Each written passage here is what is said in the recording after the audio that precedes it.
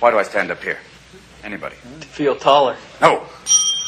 Thank you for playing, Mr. Dalton. I stand upon my desk to remind myself that we must constantly look at things in a different way. You don't believe me? Come see for yourselves. Come on. Come on. Just when you think you know something, you have to look at it in another way. Even though it may seem silly or wrong, you must try. Now, when you read, don't just consider what the author thinks. Consider what you think. Boys, you must strive to find your own voice. Because the longer you wait to begin, the less likely you are to find it at all. Thoreau said most men lead lives of quiet desperation. Don't be resigned to that. Break out. Don't just walk off the edge like lemmings. Look around you. Welcome to Successful Dropout. This podcast is for the outliers, the innovators, the rebels, those that dare to dream and act on their dreams. I'm your host, Kylan Ginger. Join me as we find out what it takes to drop out, grind, and succeed. What is up, successful dropouts? Get stoked because today on the show we have Ryan Raffles. Ryan is the founder and CEO of Newchip, a FinTech startup reinventing the financial landscape to bring exciting investment opportunities in emerging companies to small investors, new investors, and especially millennials.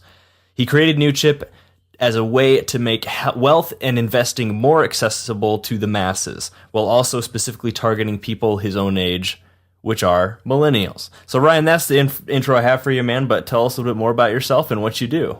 Sure thing. So basically, I'm a Texas boy, born and raised, mostly self-educated.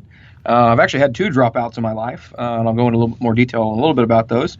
But Newchip is my, I guess you'd say, 3rd startup. I started another one earlier this year with campus safety, basically Uber, but for police, because most millennials don't call 911. They don't call their parents.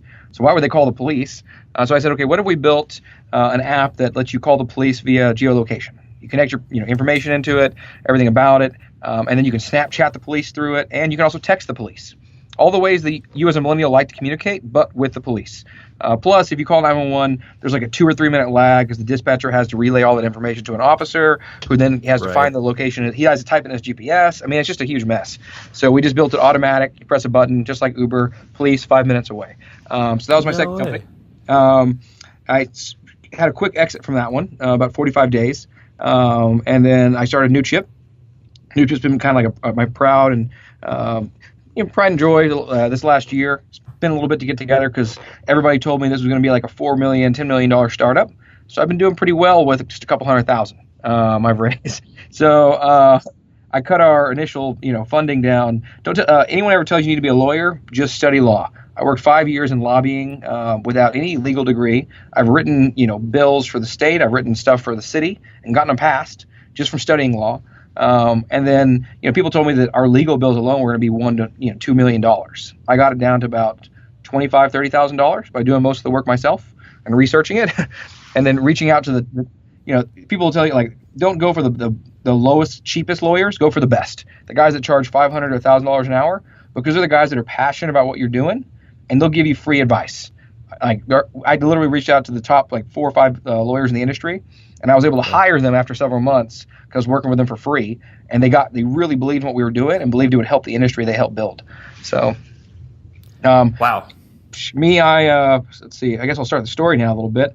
I dropped out, but also graduated when I was 15. Started college, went to finish that pretty quickly. I was, pretty self-educated, went to the military. The military had like a rushed education system. I got out. I was air missile defense engineer. But, most of what I learned in school was not helpful at all in my job. Actually, what was really interesting to me and what taught me everything I know was video games.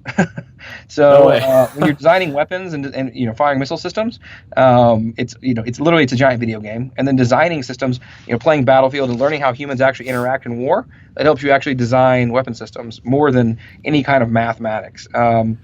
Wait, hold up, back. So sorry to interrupt. So you're saying that playing the video game, you're saying Battlefield, helped you actually in real life design like weapon systems? So not just Battlefield, mostly RTS games, real-time strategy, Command and Conquer, things like that. Growing up, so Age of Empires. I mean, these are all my favorite. Age of Empires, yep. Rise of Rome, first one. If you can love that one. If you can take it and apply it to a battlefield scenario, and you got a bunch of engineers working underneath you, you can build anything. So like, okay, well, you have to go into this a little bit more detail because I love video games as well. Like, what's a practical thing that you took from a video game and actually applied to the real world? I'm really curious, actually. So there's a lot. Basically, I worked in future weapon systems a little bit. So some of the stuff's classified, but I guess I'll go at, like, when I was a kid, I've always loved warfare or RTS. I mean, since I was like 4 or 5 years old. And so I'd always design battlefields, and I would draw the people over here having these weapons, and I'd try to counteract it with these people over here with this new weapon, and build all the way up to the sky to eventually blimps. Like, actually, I remember reading those old like sci-fi kind of stories. What is that futuristic kind of medieval society with what steampunk. So steampunk. And so flying blimps around with weapons and stuff on them. And actually, we designed something like that in the DoD department. They put a giant radar on it one time. And it was like a $400 million project. I remember going into the meeting and I said, well, what if someone shoots a rocket at it? And nobody had an answer. Everybody was like, oh, crap. I don't know if I had anything to do with it, but that project was scrapped shortly after that. you're the guy that scrapped a giant DoD. But also, I mean, just learning how people act in warfare. Like basically like StarCraft, how people protect certain assets. So you're designing missile systems to protect civilians, protect certain things, like prioritizing what gets protected, knowing what the enemy is going to strike and with how they're going to attack. I think StarCraft taught me a lot about that. Zerg tactics, all of the online battlefield scenarios. Because the thing is, we design tons of simulations, and I even program simulations. So we get better at programming simulations based on real human feedback and knowing, okay, this person's going to Zerg me with like 1,000 missiles. And everybody's like, no, why would they do that? It's like, because that's what a normal human would do. Like, that's what they do in the video game. No way, that's crazy. So did you have like a legal pad next to your controller and you just jotting down notes as you're? I think it was more of like just 20 years of like subconscious just playing it, and it's people are always like, I had this like Rain Man kind of mentality with all of my work. And they were like, how are you so good? How do you know how to predict this and that? And I was like, well, I mean, this is just, if you ever played StarCraft for like 4 or 5 years and you're really good at the AI, I mean, and then you get good at people, nobody's going to be able to program an AI in our field as good as we are. And so. I love that, man.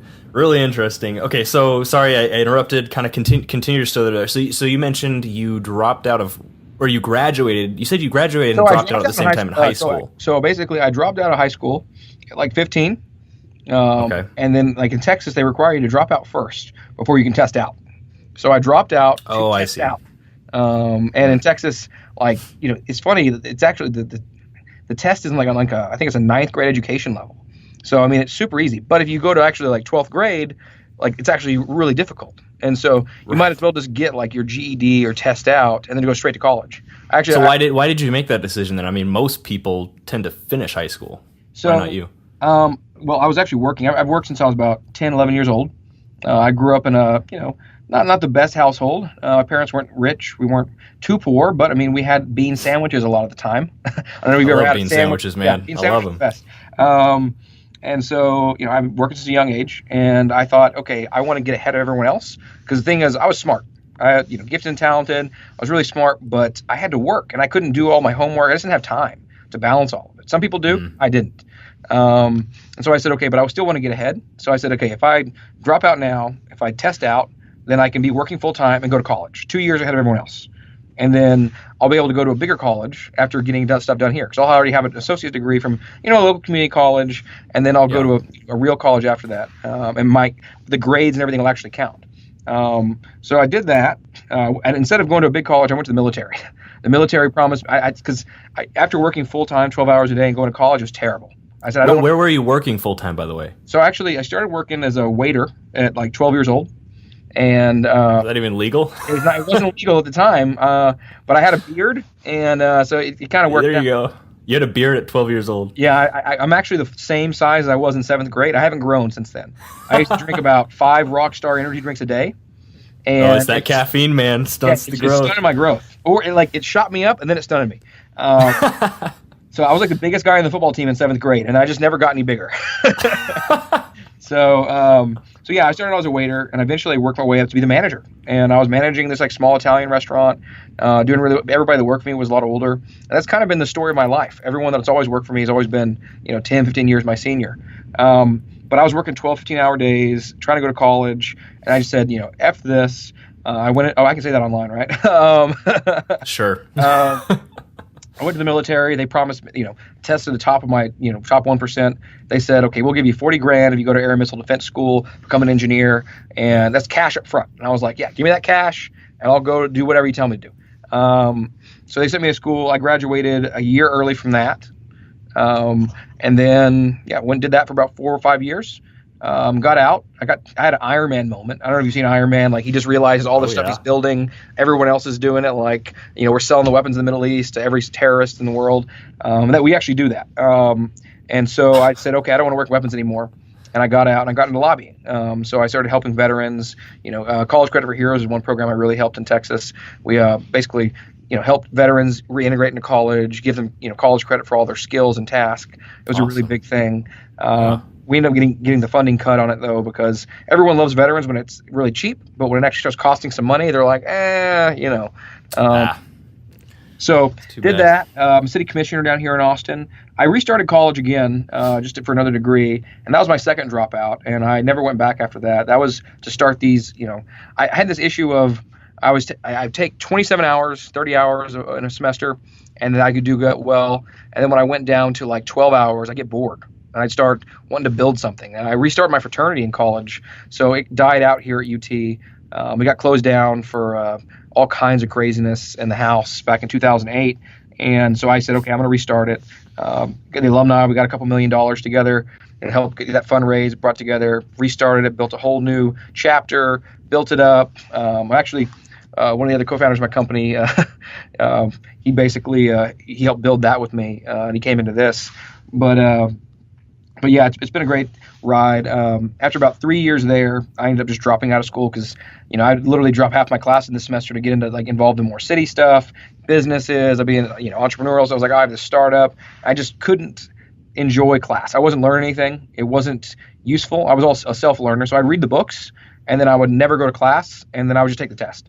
And I had straight A's, but then the professors were like, okay, I can't give you an A because you didn't come to any classes. I'm like, dude. No attendance. Yeah, I was like, I read the book, and I took the test. It has nothing to do to teach me about real life. You don't teach me about insurance. You don't teach me. That's actually one of the reasons I created Newchip, because in the military, nobody ever taught me about taxes, finance, anything, ever. How to adult. Yeah, how to adult. And the military actually teaches you to adult. And they take care of a lot of stuff for you. So like all your investments, everything's kind of given to you on a silver platter, and it's good stuff. It's like all guaranteed. They're like, okay, here's this TSP plan. You invest $1,000 a month in it for 20 years, you get $10 million. I'm like, okay, that's great. Once you get out, you don't have access to that stuff anymore. And so I realized, like me, I was like a millennial coming out. Like, for the first time, I had no idea really how to survive in this new world outside of the military. And so I said, it took me about 3 or 4 years to kind of catch up and learn everything. And I said, okay, I want to make a platform that makes investing easy, because there's like 10,000 investment vehicles. Everyone's hitting you up from the bank. Obviously don't trust banks. I don't trust banks. I've lost money in the stock market. They don't care about you as an individual. So I said, what have I always loved doing, and what have I always loved giving money to my friends and family? Startups. And I've lost a lot of potential in not investing in startups. I was one of the early reach outs for like Netflix and a couple other really cool companies that I could have invested in, and I didn't, because I didn't have a lot of capital saved. And so a tip I would give to all your listeners: people tell you all the time, don't have liquid capital, don't keep money in savings. They're wrong. You need to keep money in savings, because even though that you're getting that 3%, it's kind of garbage in terms of, you're barely going over inflation. You need to have that ready for an opportunity when it arises, because the only thing in life that really matters is opportunities. And if you miss one, it's not coming back. So to have a little bit of liquid capital set aside for the next opportunity, because I missed several companies Bitcoin. One of my buddies, he tried to upload like thousands of Bitcoins on me one time for a couple $100. I would be a millionaire right now. Are you kidding me? Yeah, seriously. Kidding. One Bitcoin's worth like $600 right now, or something like that, right? So we were over in the Middle East, and he bought a bunch of Bitcoins in the very beginning, and he was terrible with his budget, and he couldn't afford to pay his bills and pay for his girlfriend or whatever. So he said, hey man, I'll give you all these Bitcoins. He ended up selling them to another buddy, who then sold them on the internet to someone else. I mean, it's crazy. I could have been a millionaire now if I just would have bought those. And so, don't miss opportunities. Always have money on the side for these opportunities when they arise. And so that's, I've always kind of kept that in. And so what we do at Newchip is we help connect you to companies you believe in and startups you believe in and people and teams that you believe in to invest in and invest affordably. So we have, you can invest as low as $100, but also we have our payment plan features. You can invest up to $1,000 today because a lot of these deals are time sensitive. So, it's really hard to get $1,000 together for a lot of millennials, even high earners. I don't know if you heard the term Henry. Most millennials are Henrys. They're high earners, but not rich yet. There's actually a more derogatory term that goes with it. I can't remember the exact term. But so most millennials are really high earners, but they're also high spenders and low savers. They're not saving for they don't believe in investing in the same kind of things. They're not 401k whatever. I want to go to Maui with my girlfriend. I want to go biking and totally.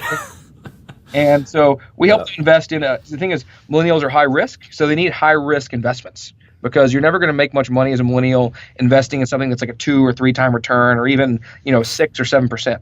So startups are the highest risk investments, but they have the highest return. No other investment will give you a 100x return. It's not possible.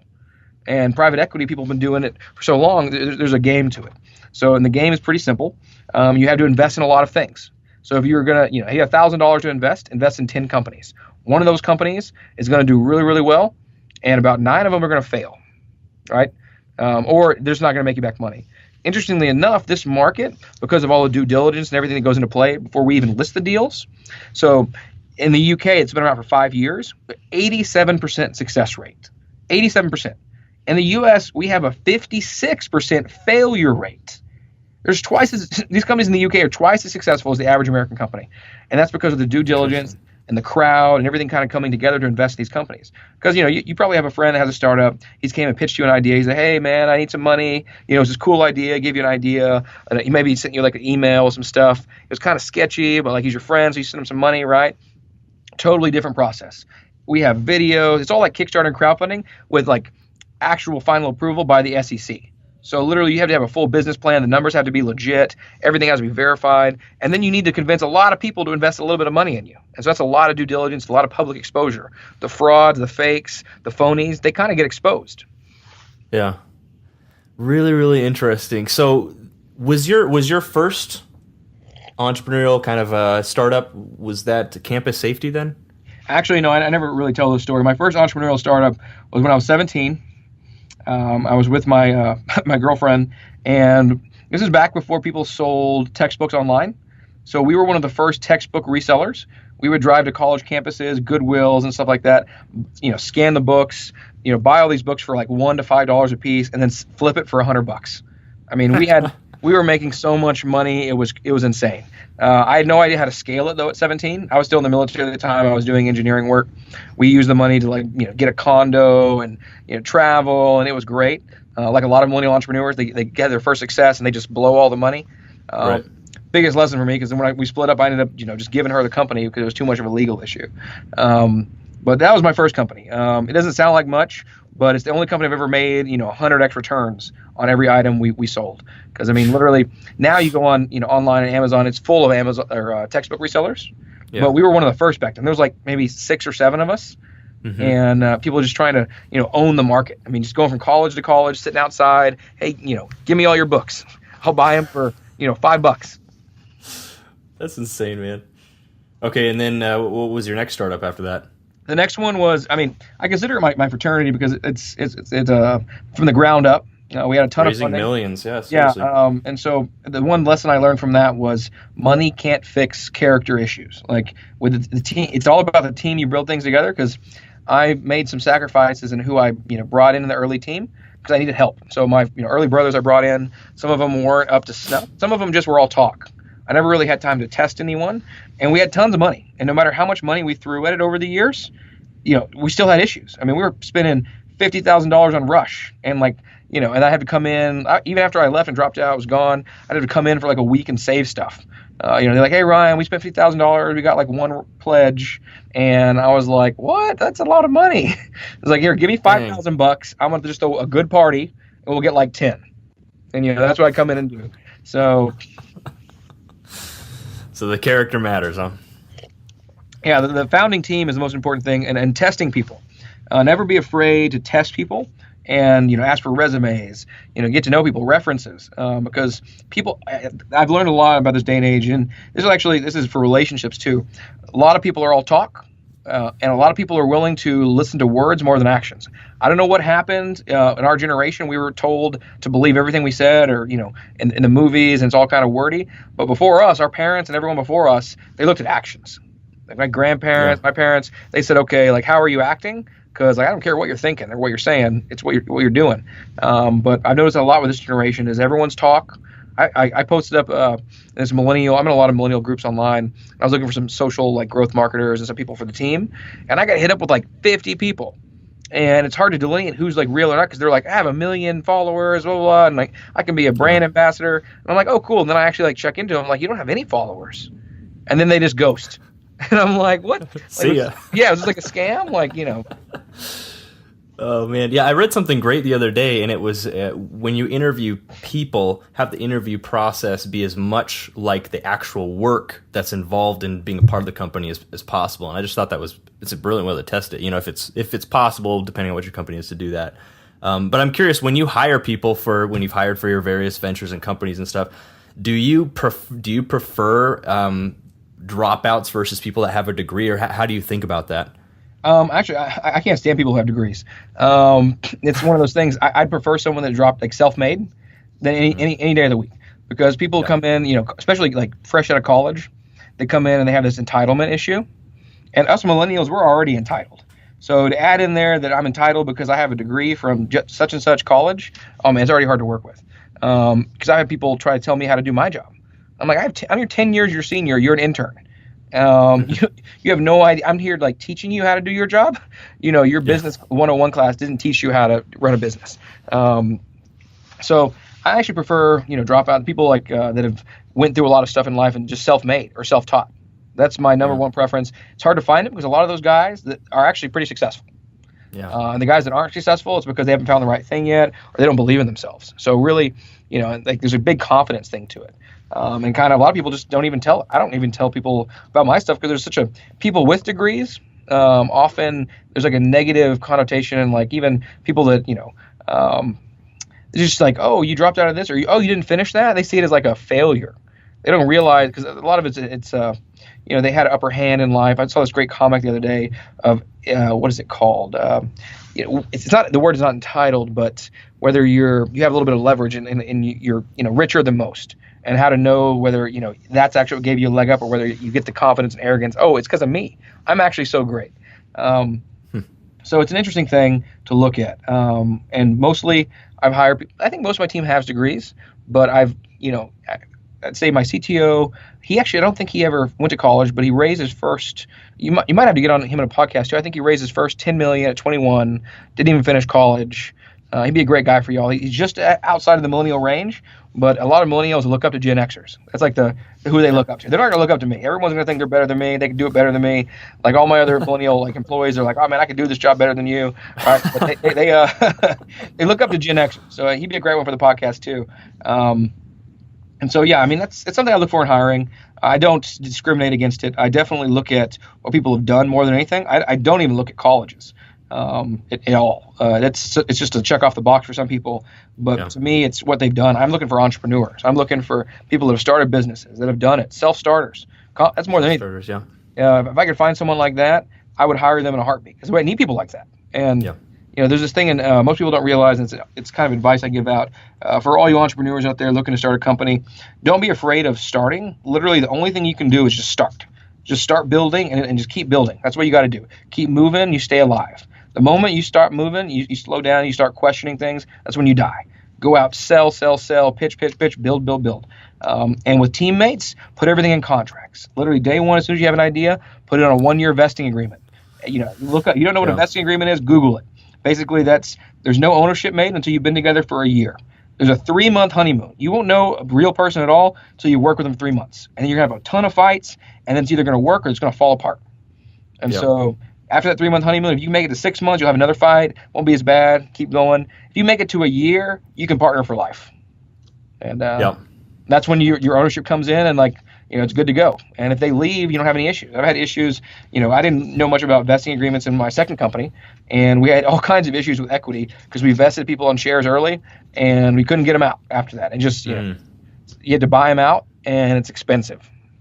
Yeah, it's so important to put that stuff in writing. I can personally attest we've had a few different businesses with partners and stuff, and that has been, at times, the thing that has actually saved the relationship, is being able to have stuff in writing and look back and say, this is what we agreed to, and this is how we're going to settle what's going on here now. But Ryan, I'm curious. I have friends who are involved with politics, who are involved with lobbying. I have friends who are entrepreneurs. You did both, and it sounds like you might have done both at the same time. Which one do you think is more effective, and why?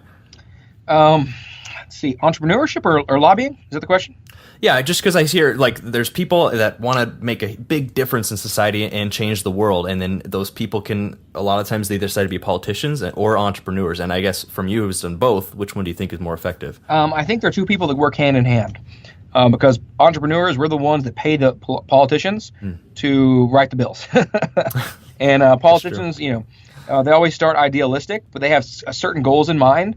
And to get what they want done, they got to make concessions. And so that's where they take money from the entrepreneurs to get support for their ideas. So I think both are really important. I've worked on both sides of the table. I think I can do more transparent work as an entrepreneur. It's much more direct. Our company, we give 10% of our profits back to investing in entrepreneurs in third world nations. It's a big thing for us. And that's something you can't do as a politician, because every single constituent would be upset. Like, why is money leaving the country? Why is this person, you're helping this person and not this homeless person over here?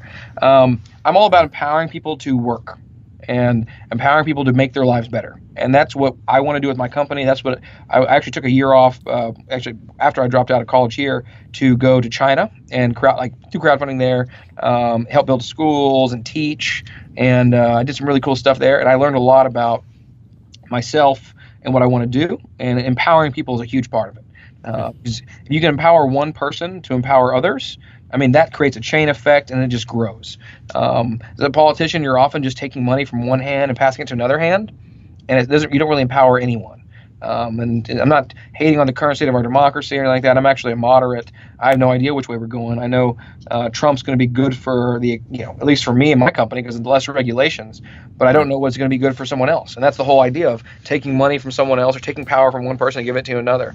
And so, that's just how it goes and how it works. I think both are important. I think when one has too much leverage, when big money has too much leverage, then the politicians have no power.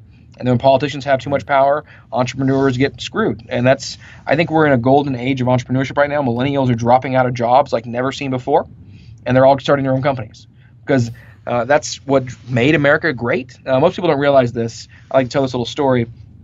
So, have you ever heard of the GI Bill?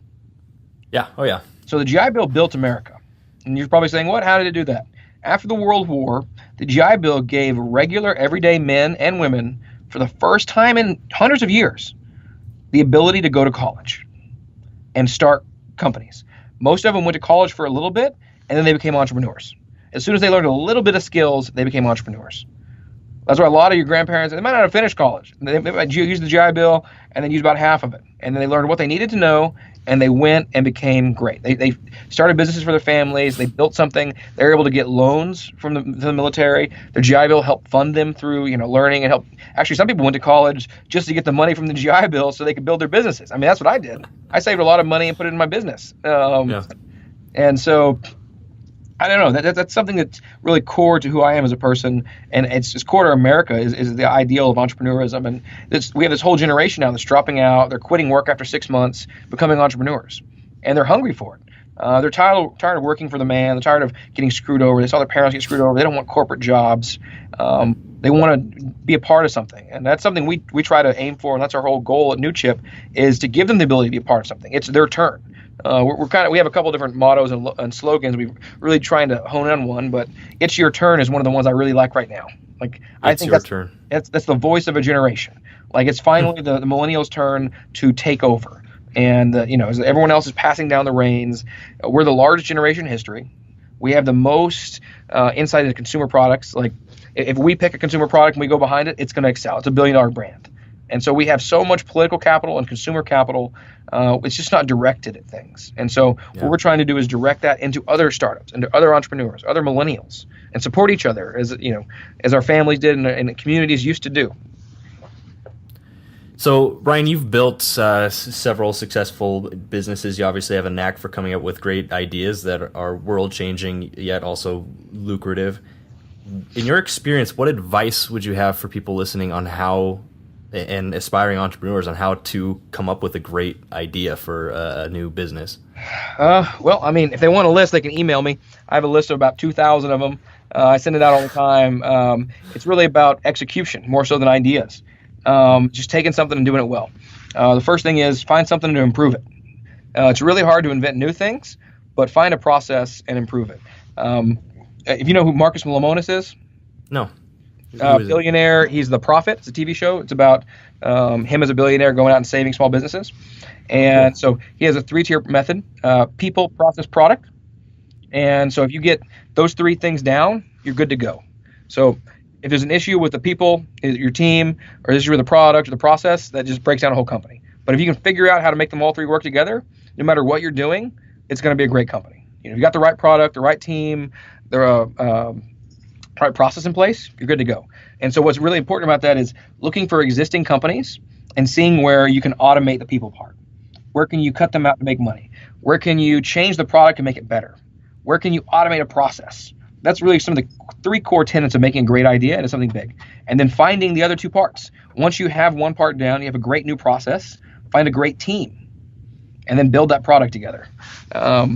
So that's really important to me, and I think it's important to the market. Also, market validation. So test your idea.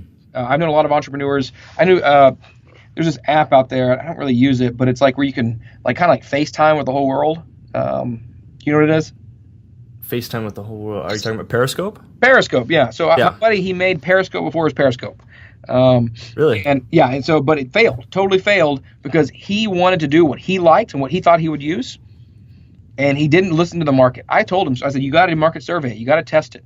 He didn't listen to anyone, and the company just went totally down in flames. He's still trying to sell it now, and everyone's like, isn't this like Periscope, but like worse? And he's like, yeah, but I really love these features.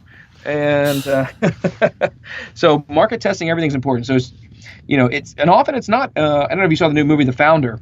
Often it's not the idea that makes a company, it's the execution. And part of that is the ideal, the dreamer. The dreamer's often, if you look through history, not the one who makes the dream happen. You got to find people who will believe in your dream and can execute on it too. The Founder's that new movie with McDonald's, and it's started by 2 brothers. They invented this whole new process to make things really fast. Oh yeah. Yeah, this guy comes in, Roy Kroc, and he says it's a great idea. He never had a good idea of his own, but he knew how to make other people's ideas, scale. He took their idea, made it into $1 billion company. They got $1 million a piece. That was it. They're idealists, and idealists don't always make money because it takes businessmen. So you got to surround yourself with a good team. I recommend looking at new processes, ideas, try to change things around, try to reinvent things, but look for things people want more than anything. You got to find something that people want to buy, and that's hard to do. So let's talk about Newchip for a bit and plug that a little. So if I were to go to, I imagine it's a website, if I were to go to newchip.com or whatever and get involved in the process, what would I be looking at? How would I start to invest? Sure thing. We're actually in a closed beta right now. But I'll give you access probably later this week. Sweet. But right now, basically, you log in through our app. We're building the full dashboard. So the app allows you to search through and view all the deals across the U.S., all these new startups and companies. We connect you to ones based on your interest, and then help you invest in those. And so you can watch the videos. You can kind of see the ratings that other people have rated these startups. You can track where they're at, look at the teams, talk, comment, buy, sell, trade, everything about it. Right now, though, if you went to the website, and everybody should, I don't know when this is getting released. Actually, the full app might be out by the time this is out. But go check out the website, newchip.co, sign up for the beta, download on your phones. If not, a way to just check out the industry, but to learn about the new things you can invest in. You can invest in, just watch our video, invest in local breweries, you can invest in technology. There's a great app I invested in Las Vegas. So I don't know how many times you've been to a bar and you want to get bottle service, or you just want to get a table or something, and it's so sketchy.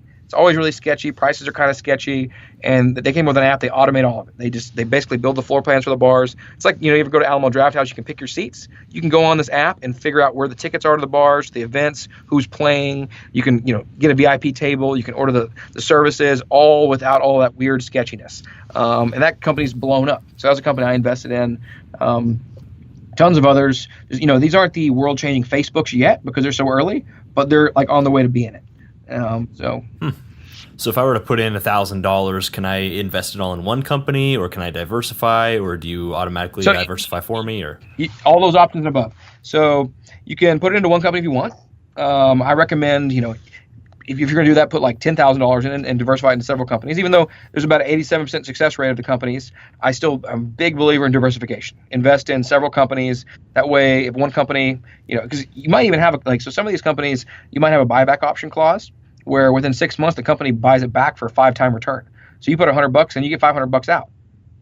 And then, you never know. So it's really good to kind of, spread the money around. You can invest up to 10% of your income per year if you're a non-accredited investor. If you're an accredited investor, you can put more in. That's the regulations right now. We're trying to get those things repealed. I'm a big believer that if you can go to the liquor store and spend your whole paycheck on, cigarettes and booze, you should be able to invest your money. That's a good point. It's the first time in 100 years that, regular everyday people can invest in what the 1% invest in to generate wealth. Because that just changed recently, right? Yeah, that's the whole law. That's the whole change behind it. That's this whole movement happening. Because you can invest in the same deals as Mark Cuban. Mark Cuban, you can find him on the platform. He's not on our platform yet. He's on some of the other partner platforms that we integrate in, and locate him and invest in the same deal. Your $100 gets the same kind of rate as he does for his $100,000. In fact, he loves that because it's market validation. Crowdfunding is market validation. So for these big VCs, they're kind of disconnected from the market. But if the market itself, the consumers, the millennials, voting with their wallets, they vote with their wallet, exactly. That's 100%. That's that company's going to succeed. That's phenomenal. So I forgot that recently changed. So you saw that and took advantage of that and just built a company around it.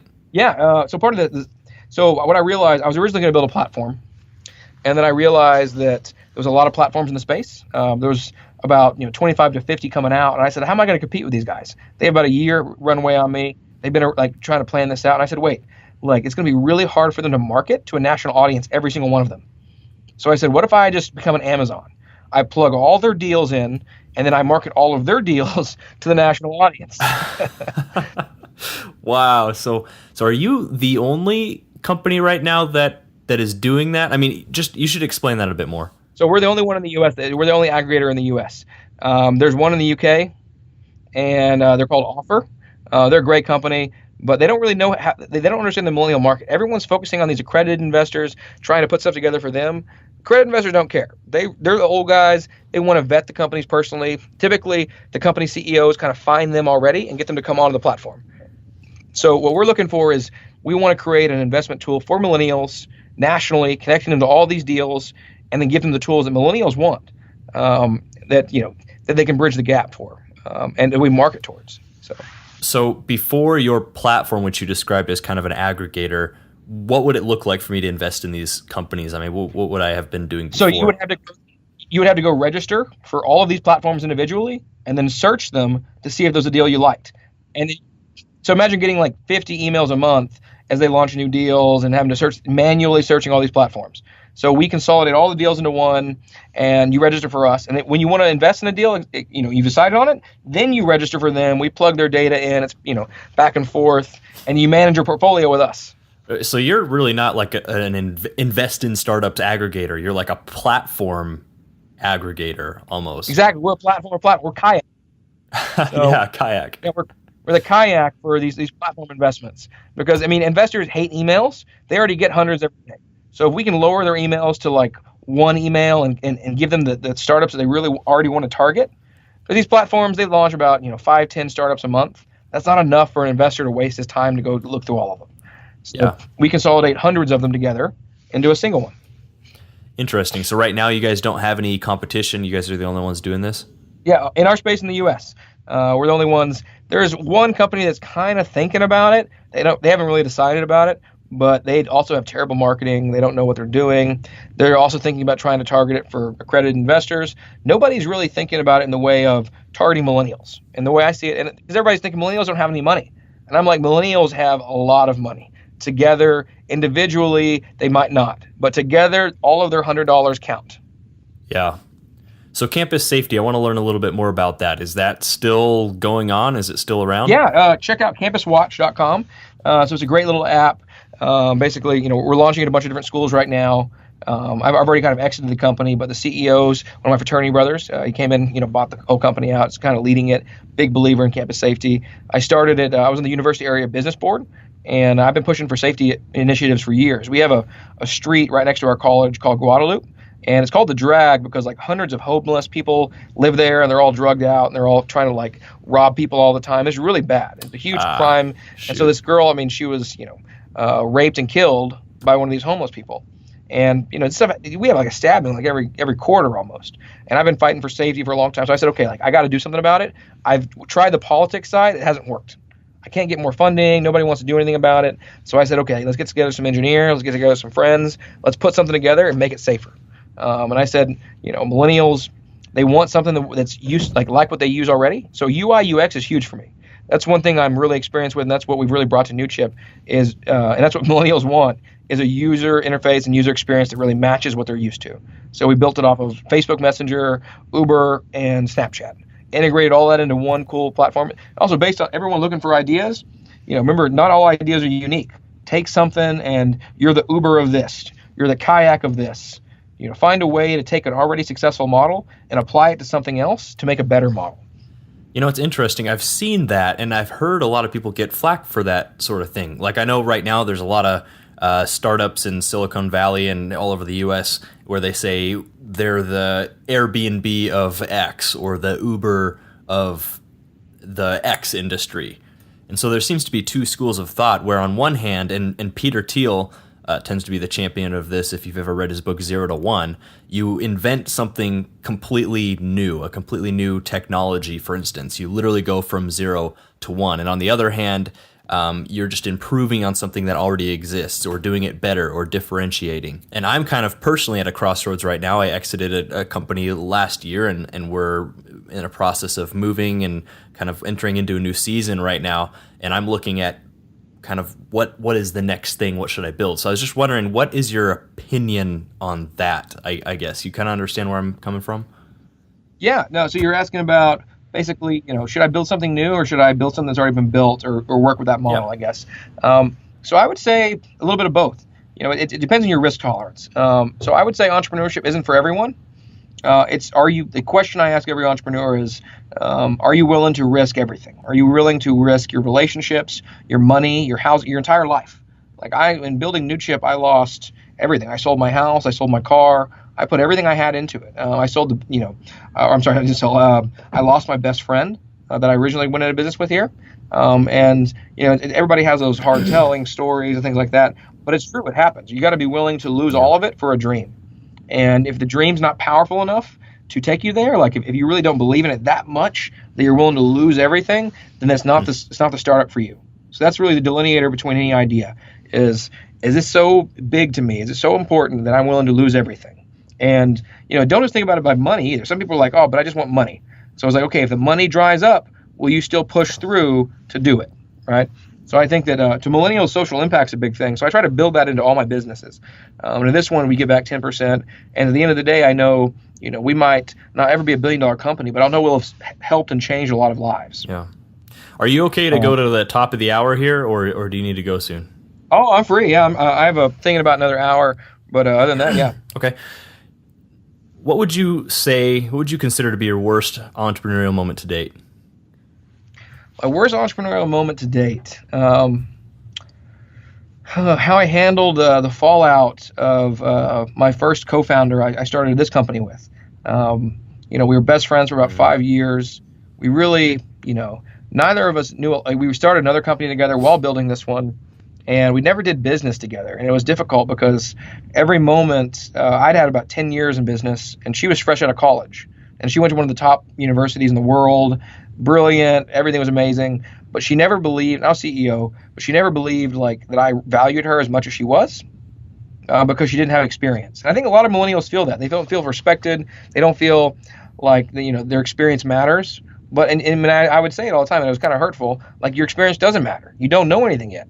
Like, trust me on this. Like, it doesn't matter. Like, it's one of those things that it's like sometimes you need to have a little bit of experience in something to take a role that you want to be in. If you want to be this like CEO of a company, like it's I always tell people, I don't pay you to make mistakes on our time. Go do that in another startup. Yeah. Go have another startup, fail once, and then once you fail, come back to me. Yeah.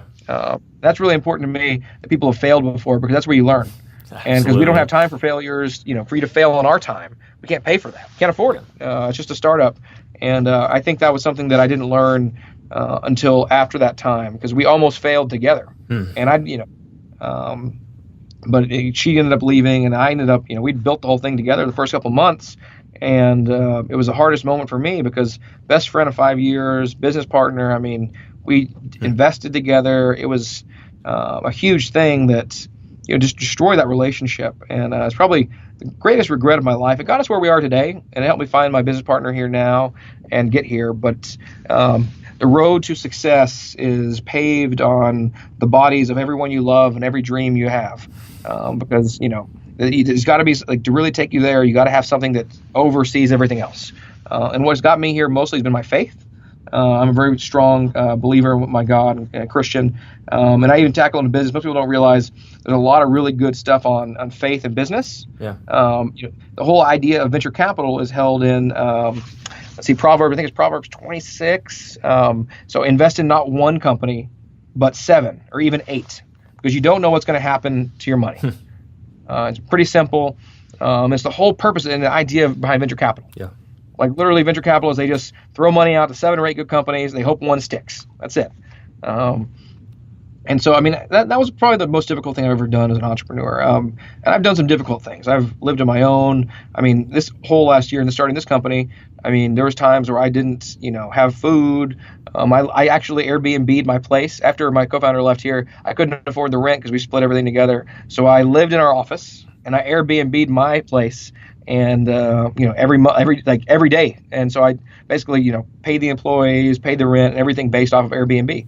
My employees would come in the morning, I'd be packing my mattress up and my sleeping bag, and getting things together. So be willing to rough it out. Yeah.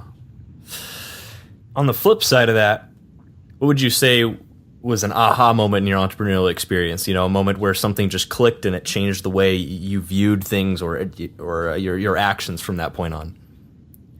Well, I'd say our first VC reach outs. It's hard to, I wasn't confident always in our idea, but I became confident once, some of the richest men in the world started emailing us back and asking questions and being interested in what we were doing. Totally.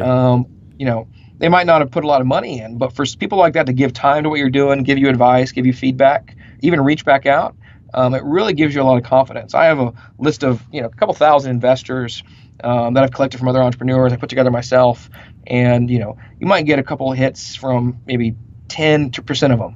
But to get that feedback back from those top people, I mean, it's a world-changing moment. For you to be like, hey, this is, people like when you're talking to someone and they're kind of shitting on your idea and they're like, oh, that's terrible. It's just like Joe Blow, you're walking down the street kind of thing. And you can think, well, I mean, you might not care about it, but this guy that has $100 billion, he took the time out of his day to give me feedback and tell me, hey, sign me up for Series A in 6 months. So, it's great talking to you, Joe Blow investor, but you don't mean shit. And that's a big confidence booster, I think. And that really changed my who I was and how I was doing business. Because you have to realize that, most people are going to tell you no. That's the hardest thing, especially as a millennial. You're being used to being told yes your entire life. It's like, I have a great idea. Why won't you just give me money? Like, and Generation Xers and Y, they don't understand it. They don't understand millennials at all. They say, yeah, you have an idea. You got to do some work first. But it's like, but I'm special and I deserve this money. I went to college, and college I had straight A's. That means I'm the best. And so, I mean, there's a lot of that. And so, they just don't understand how it works. And you have to give them meaningful feedback of how they can go and do better and how they can build it. Mm-hmm. And a lot of them just want hey, you need to go do this. And they're like, oh, but I need $1 million to do that. And it's like, go try to do it without $1 million and come back. And so growth hacking. And that's this whole, I hate that hashtag now, but hashtag growth hack. Yeah, hashtag growth hack. It's literally everyone is a growth hacker. I was like 16-year-olds. I'm a growth hacker. And your dad, like. That's great. So, Ryan, moving more into the lightning round here, what's a personal habit that contributes to your success or the success you've achieved so far? Arrogance. So I guess it's a personal character. Oh, sorry. What am I? So who's coming in? Arrogance. I'd say arrogance, but that's really? A character flaw. Personal habit. I'm a work addict. I don't like to leave work. I work early in the morning. I work really late. I don't have time for anyone else. So being a work addict and really caring about what you do is a personal habit. I'm really disorganized. So to be a successful CEO, I had to hire an executive assistant, and she keeps my entire life together and helps me do what I do successfully. Yeah. Now, arrogance. Explain that one a little. So I think arrogance can be good and bad. I think in terms of a CEO, it's good because it helps prep you for all of the no's you're going to be getting. You got to have a little bit of an inflated ego, just because you're going to be getting beat on all day long. Everyone you see is going to crap on your idea. And so you need to have your ego needs to be up here, because at the end of the day, you're going to be down here. And if you don't have an ego that's really kind of built up, or like self-confidence and belief, I mean, at the end of the day, you're going to go home depressed, and you're going to be like, man, like, I'm terrible. This is a terrible idea. But if you're already up here and you already believe in yourself and you got that kind of mental ego going on, at the end of the day, you're like, I did pretty good today. Like, I only got crapped on by 9 out of 10 people. That's a pretty good day.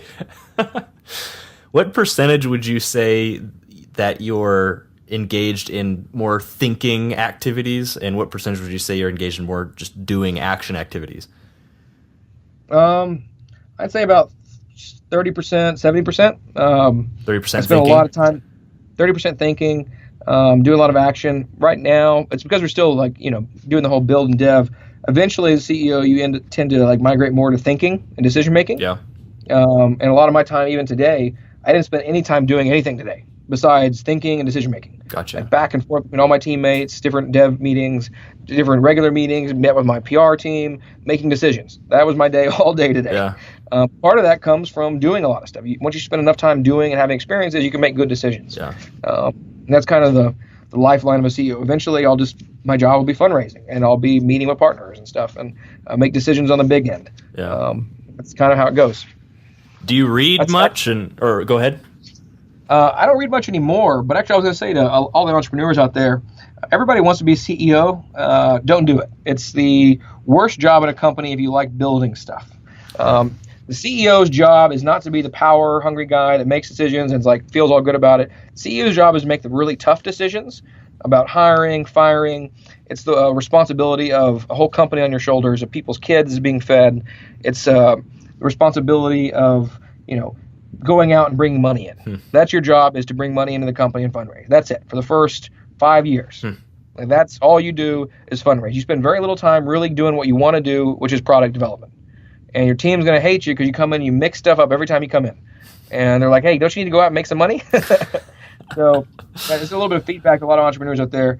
My first co-founder, she wanted to be the co-CEO. She wanted to be the CEO too. And I said, you can be the CEO, but you got to go out and make money. You can't be in here, doing product dev, because I love product dev. I'm an engineer. Yeah. I want to build stuff. But really, at the end of the day, I'm really good at the lobbying, and everything else kind of made me an engineer that can go out and make money and raise money. And my favorite part of the day is when I've raised money and I've got capital in, and I can take a couple days off to work on product dev. Yeah. I can work with my team. I can mentor them. And that's what really gets me going as a CEO. So do you read much? And if so, or maybe if you used to read, what books would you recommend to us? So, I don't read as much as I used to. I spend a lot of time on Google reading articles. Okay. I have a whole library full of books and entrepreneurial stuff. I don't have time to read through full books, but every time I have a question, every time I don't know something, I spend about an hour researching it and getting to know it, reading from different authors, different ways about it. Yeah. And that's how I've kind of gotten all the knowledge I have today. And as millennials too, we like to consume information faster than it can be made. Totally. We like to consume it in an easy to read format. It's 3 or 4 pages, and we don't want to read books anymore. I read hundreds of books, thousands of books growing up. and they're great and all, but it's not in the format that I need it. I need something I can ask a question real fast, and that's also another piece of feedback that I give a lot of entrepreneurs. They don't Google enough. That's one thing they don't teach in school anymore is Google. Like I tell my employees all the time, just Google it. Why are you asking me? We had a class when I was growing up on Ask Jeeves. They said this is a search engine. How to use search engines. And they don't teach kids that anymore, and people don't search stuff. They just ask someone else. And I just always taught, like, don't bother someone unless you can't find it on the internet. That's a great philosophy, man. I can't tell you how many times I've had friends and like my wife, for instance, well, how do I do this? I can't figure out how to do this. And Google it, YouTube it. I don't know, ask people on Facebook too. I mean, there's a million different ways to get the information. It sounds like what you're talking about or what you're in the habit in is what I'd call just-in-time learning, which is basically learning things at the point you need to know it in order to take the next step or take action. And I just love that because there's nothing more. I mean, there's recreational learning. I love to read history. I love reading about past, World War II, Vietnam War. But there's nothing quite as efficient as just-in-time learning, and it's so doable in this day and age now with all the access to the information we have. Do you get 8 hours of sleep?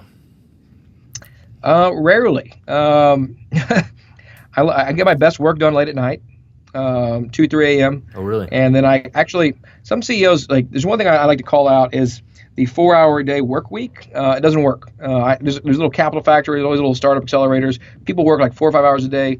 If you have a startup and you want to be successful, you need to work 12 hours a day. That's just how it is. It doesn't mean you have to work 12 in a row. You need to take some breaks in between, take lunch, but you need to really always be growing, always be selling everyone you meet. And so I don't always get 8 hours in, but I also basically as a startup, we have a reverse schedule. So employees come in at 10 and they leave at 6. And some people are like, wow, why don't they come in at 8 a.m.? Because the traffic's terrible in Austin.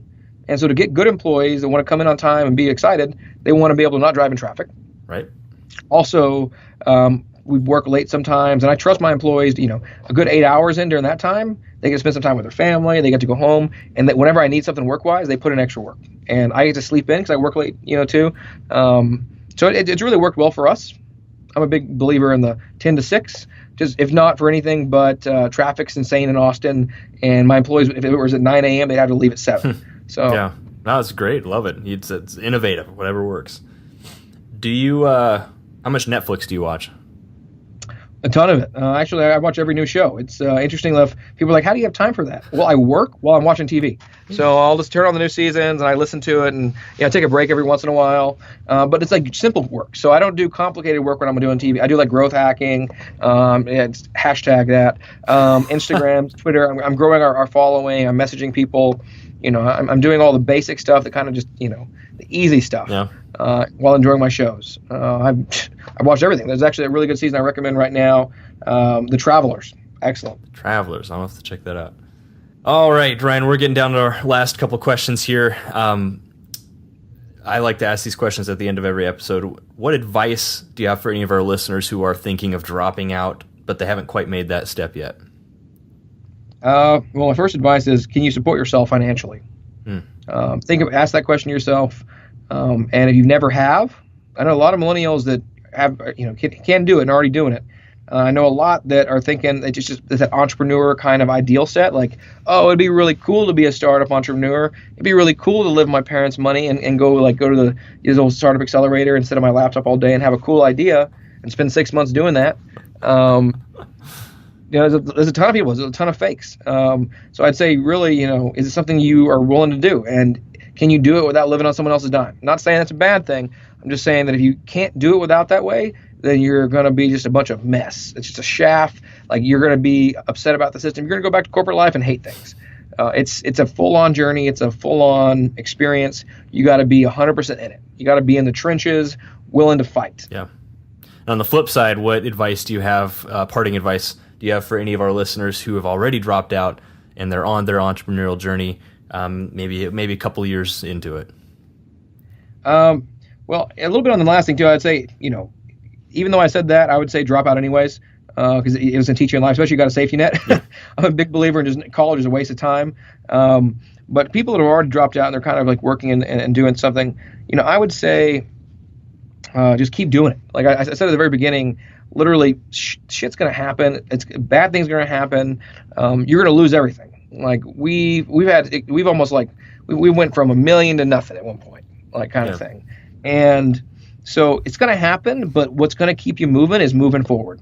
The only thing that'll ever kill you in life is stopping moving and just keep moving one foot after the other. And you can do that and just keep selling, go door to door, just take every blow. If you can keep walking, keep selling, you're going to find the right person. God's got it in for you. If you believe in yourself and you believe you're doing something that's good, it's going to help people, it's all going to come together for you and it's going to work out right. It just might take a long time to do it. Some people, look at that McDonald's movie. They spent 10 years trying to build a company. Then spent another 15 years trying to get it together before McDonald's became anything, right? We were millennials. We want everything today. We want it tomorrow. We want, we walk in with an idea on a napkin, give us $1 million. We want an engineering team to then build that company in a week. And then we want 1 million users to sign up in month 1. Like, it's just not going to happen. And we see it in the news. It happens to some people, but not everyone. Yeah. That's the unicorns in the movies. So, where's the best place for people to go if you want people to get involved in what you're doing? Where should they go? In Newchip, or just in just entrepreneurship in general. So I would check out our company, Newchip. But there's also a lot of good millennial communities out there. Find other entrepreneurs. You got to find people. Cut out people in your life that are wasting your time, that aren't doing the same thing as you. If you dropped out and you're working on your business, don't hang out with people who are in college going to frat parties. Don't do it, because they're not going to be supporting you. They're not going to be doing what you're doing. You got to find other entrepreneurs. You got to find people who are literally in the trenches with you, because they're going to be the ones supporting you. You're the one supporting them. I've met a lot of our investors through friends, other entrepreneurs, and I've introduced them to other investors. It's community. There's a great company that we're partners with, Youngry. So it's young but hungry. Youngry. Young RY. And they just launched. They were the first companies to raise funding in our market. Yeah. And they're targeting millennial entrepreneurs, helping them connect to the communities, write content, support each other. Great website. They just launched literally a couple of days ago. I checked them out. You can always add me on LinkedIn. Don't do it on Facebook. That's mostly for business, actually. People say it's typically for friends. Actually, Facebook's totally business for me because it's totally taken over it. Instagram, I got a pretty good Instagram following. You can follow us on there. I'm pretty easy to get a hold of. I'm always down to help entrepreneurs, mentors, things like that. But what I ask is, put together a business plan first. If you send me your business plan, I will totally review it. I'll give you tons of feedback. And if it's a good enough idea, I'll forward it to investors. But if you come to me with a napkin and you haven't put any time into it, I'm literally going to reply back, hey, put about 100 hours into, I'm going to send you a template of a business plan. I'm going to say put 100 hours into that and come back. And it's going to be junk. Half of it's going to get thrown away. But when you put 100 hours into thinking on something and trying to figure it out, you'll find ways to make it work. Fantastic. Well, successful dropouts, like Ryan alluded to, you are the average of the 5 people you hang around, and you've been hanging out with Ryan and myself, learning what it takes to drop out, grind, and succeed. For everything we talked about today, head over to successfuldropout.com and type Ryan into the search bar, and the show notes will pop right up. And as always, stay hungry, stay foolish. And cut. Awesome. Thanks, bro. That was great. Fantastic, man. Yeah, thanks for your time. You're killing it. You're up to a lot. I'm really excited. I'm going to go check out the website and might get involved myself. I think it's a great idea. Awesome. Yeah, sign up for the list, and I'll make sure we add you to the Psst. You should go to iTunes and leave a review. I can't whisper. We'll keep that one. Okay. That one. Okay. That one. Okay. That one. Okay. That one.